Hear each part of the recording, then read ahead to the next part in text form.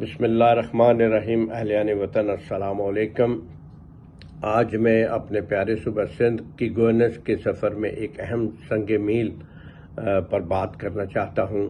سندھ حکومت کے 100 دن مکمل ہونے پر گزشتہ 100 دنوں میں سندھ حکومت نے سید مراد علی شاہ اور ان کی قیادت میں ترقی اور مثبت تبدیلیوں کی راہ پر گامزن کیا ہے۔ سرشار افراد جنہوں نے ہمارے معاشرے کی بہتری کے لیے انتھک محنت کی ہے، اپنے غیر متزلزل عزم اور ویژن کے ذریعے انہوں نے ہمارے لوگوں کو درپیش چیلنجز سے نمٹنے کی کوشش کی ہے اور سب کے لیے ایک زیادہ مساوی، خوشحال اور پائیدار مستقبل بنانے کی کوشش کی ہے۔ اس نسبتاً مختصر عرصے کے دوران ہم نے تعلیم، صحت کی دیکھ بھال، بنیادی ڈھانچے اور سماجی بہبود جیسے مختلف شعبوں میں نمایاں کامیابی دیکھی ہے۔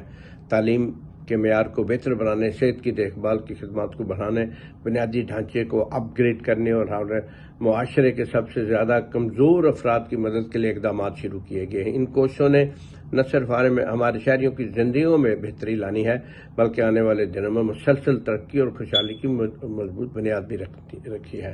PPP USA اس موقع پر پوری سندھ حکومت بشمول معزز وزیر اعلیٰ، وزراء، حکام اور عملے کے ان محنت، لگن اور صوبے کی عوام کی خدمت کے عزم پر دل کی گہرائیوں سے خراج تحسین پیش کرتے ہیں۔ آپ کے انتھک کوشش اور قربانیاں رائیگاں نہیں جائیں گی اور ہم کمیونٹی کی خدمات کے لیے واقعی شکر گزار ہیں۔ آخر میں PPP USA چیئرمین بلال بھٹو زرداری کو دل کی گہرائیوں سے مبارکباد پیش کرتے ہیں کہ آپ کی ذاتی دلچسپی، لگن اور جذبہ ہم سب کو متاثر کرتا رہتا ہے اور آئندہ کا سفر مزید کامیابیوں سے معمور ہوگا انشاءاللہ، اور آپ کی خدمت کا ہم شکریہ ادا کرتے ہیں۔ یقیناً یہ پاکستان کے روشن مستقبل، خصوصاً سندھ کے لیے بھی ایک اہم کوشش ہے۔